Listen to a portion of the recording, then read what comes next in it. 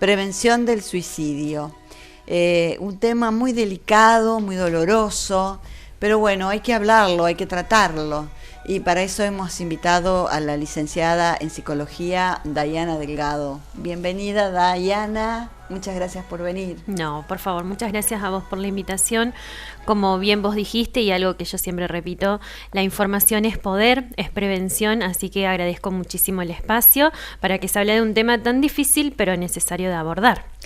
Así es. Y bueno, uno cuando ocurren estas cosas dice, lo venía pensando la persona en hacerlo, daba indicios, dejaba señales, o se toma la decisión así de un día para el otro. Bien. Bueno, primero déjame decirte que la Organización Mundial de la Salud define el suicidio como el acto deliberado de quitarse la vida.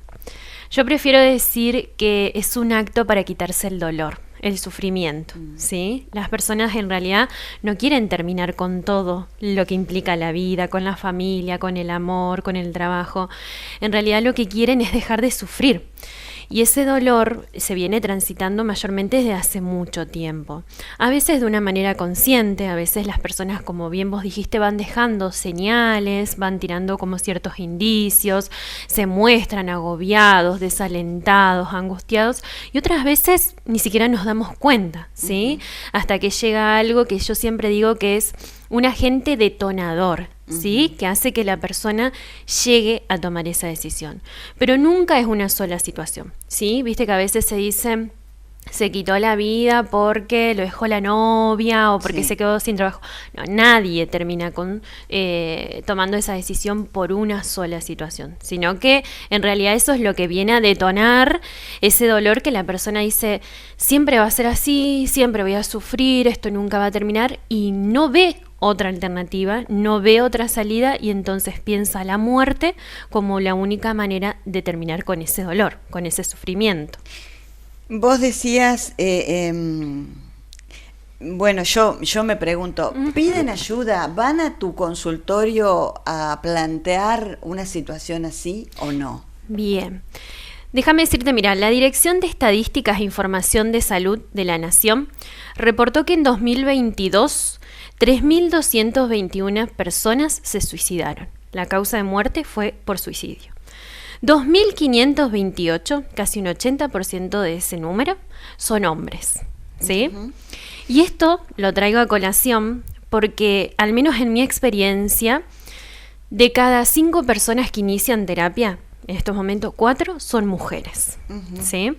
Entonces, tiene que ver con una cuestión cultural. Sí, viste que a los hombres desde muy pequeños se les enseña que tienen que ser fuertes, que las emociones, la tristeza, el pedir ayuda es signo de debilidad, y entonces la realidad es que no es que esas emociones desaparecen, las reprimen, las niegan y después terminan explotando, ¿sí? Entonces, ¿qué quiero decirte con esto?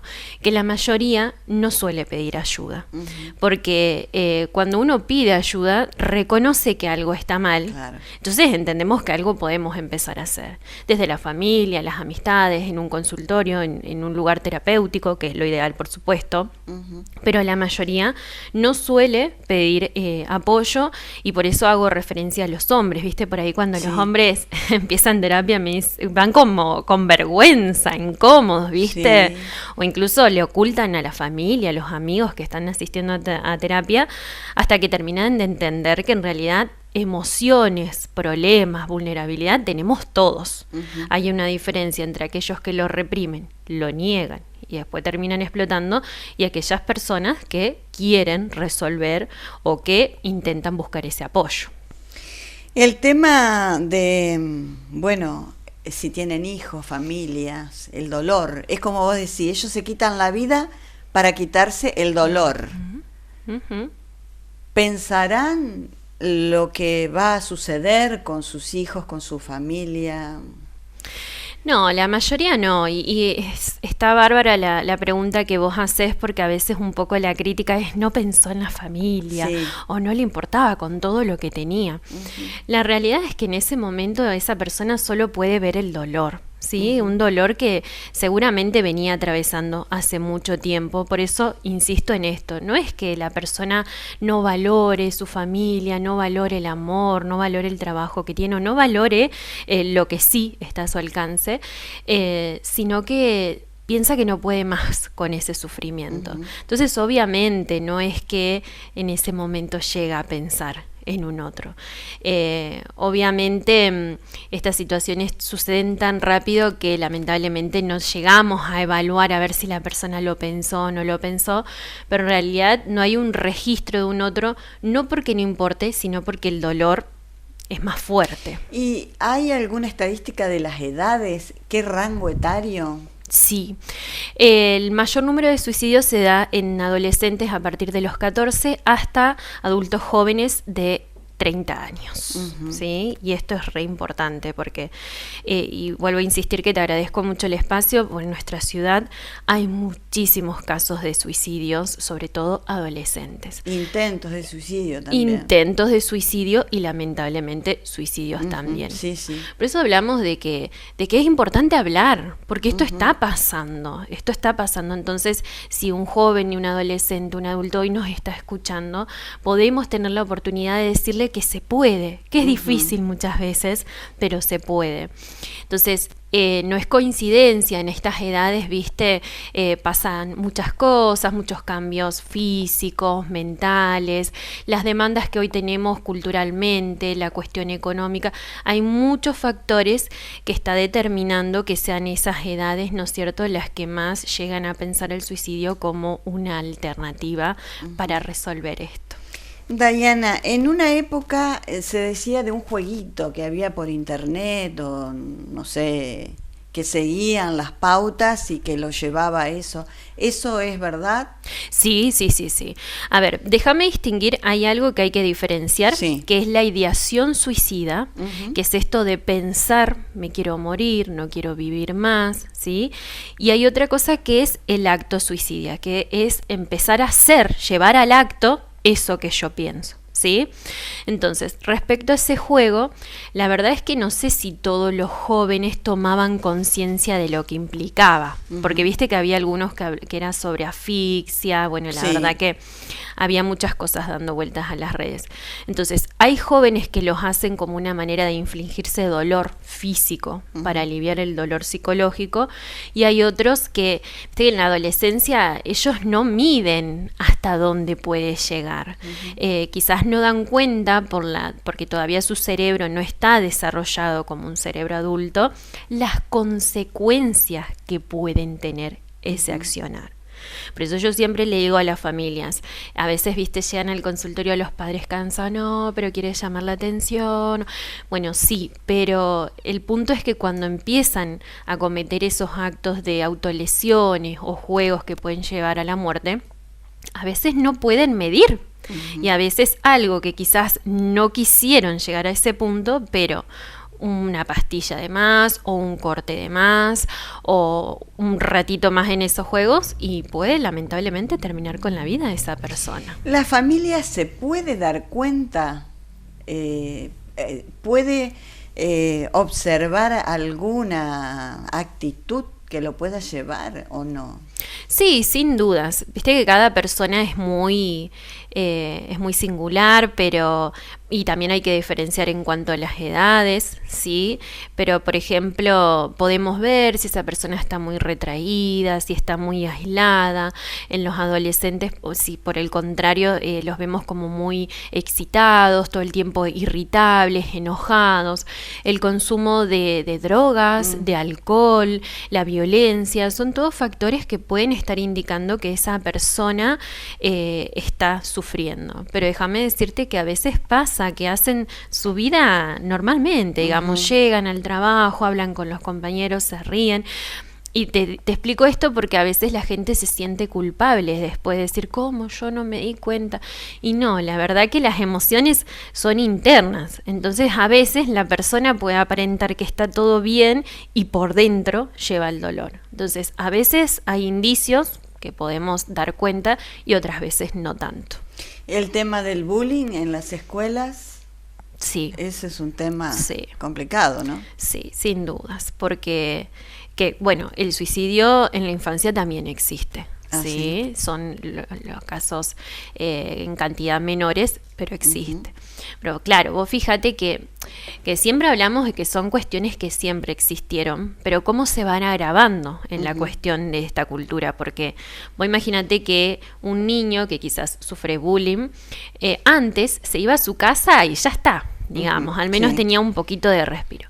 Ahora eso sigue en las redes, sigue por el teléfono, hacen grupos, siguen provocando ese malestar. Entonces el niño, el adolescente termina pensando, en ningún lugar estoy bien, nunca voy a poder estar bien, esto siempre va a ser así. Y entonces ahí puede aparecer esta idea de, bueno, la única manera de terminarlo es quizás terminando con mi vida, pero sí puede ser un factor.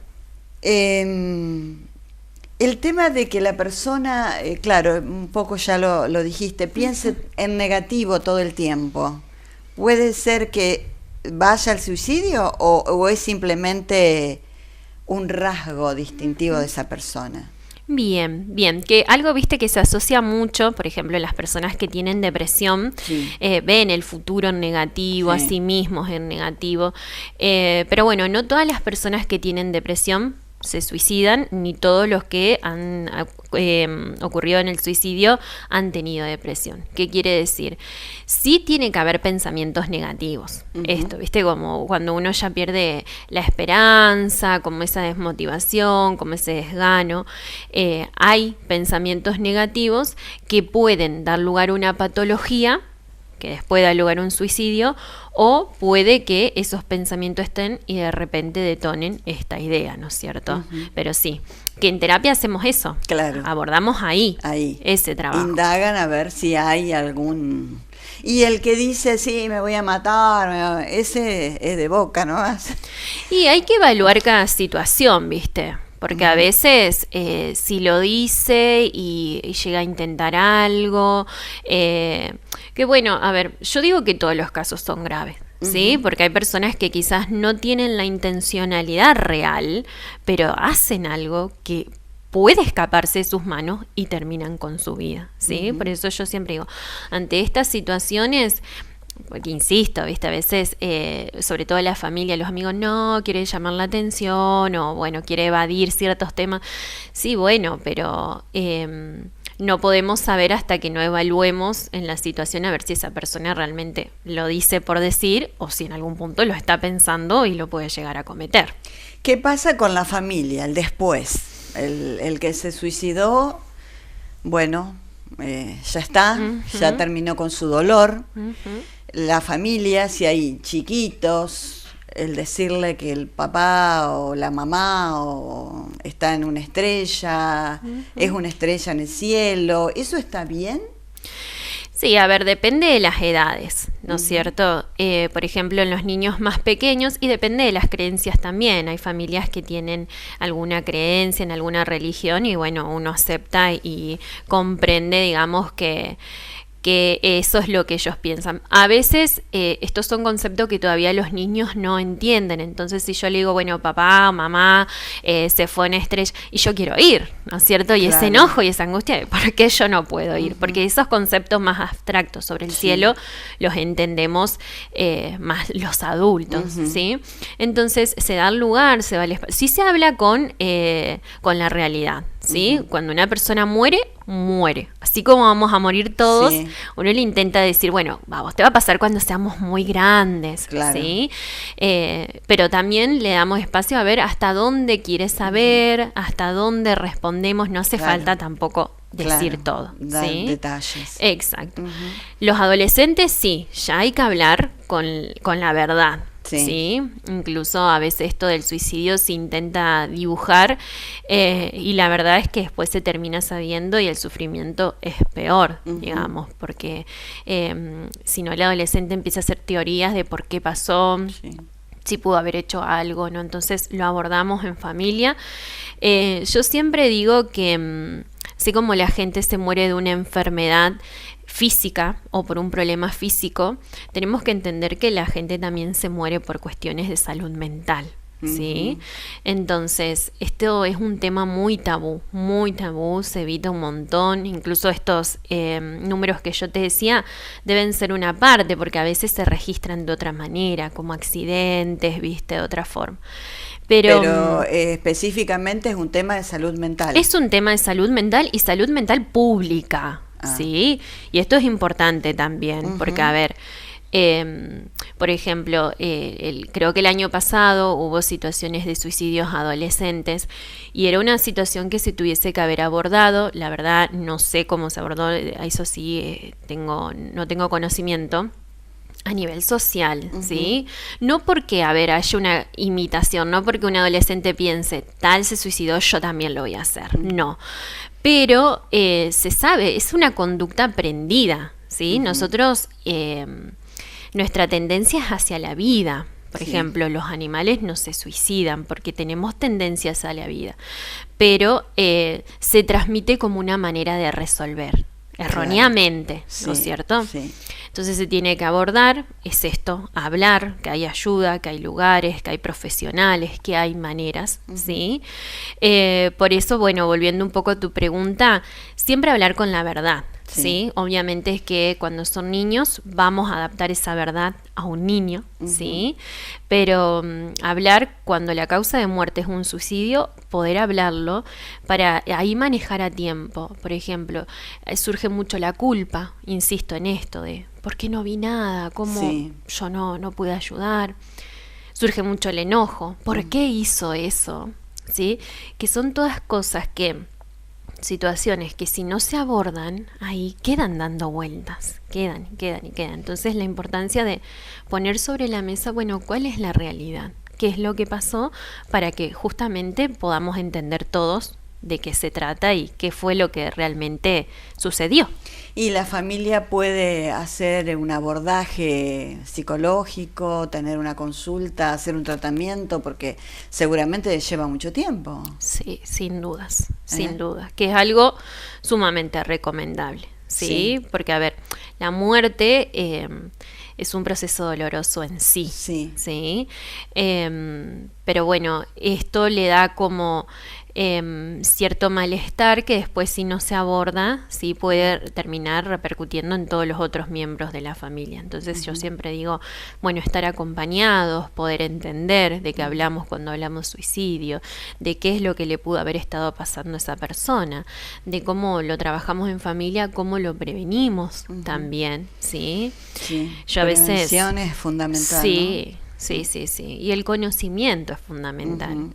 A veces llegan al consultorio muchas personas, muchos adultos, con muchos problemas de salud mental y cuando es necesario que empezamos a indagar en el pasado, nunca les habían dicho que algún familiar se quitó la vida o que algún familiar estuvo afectado por una patología de salud mental. Y eso, si bien no es que nos limita, no es que porque un familiar pasó por tal cosa, yo lo voy a pasar, pero es para entender mi historia o es entender en qué contexto yo fui creciendo y cómo eso puede o no llegar a afectarme, ¿no es cierto? Bueno, Dayana, muy amplio, muy lindo tu explicación. ¿Dónde estás trabajando por si alguien te quiere consultar? Bien, yo me encuentro en los consultorios Lehmann, sí, en el Centro de Atención Integral de Salud. Igual me pueden encontrar en las redes como Dayana Delgado, que ahí, bueno, subo algo de información o también tiene mi número de contacto, que yo siempre digo, aún así, si después no inician un espacio terapéutico, siempre estoy abierta a preguntas, a dudas, ¿sí? Que en lo posible, si uno lo puede abordar por ese medio, bien, y si no, obviamente se pauta una consulta. Bueno, muchas gracias por tu disponibilidad, por haber venido. No, por favor, Muy gracias amable. a vos. Gracias a vos.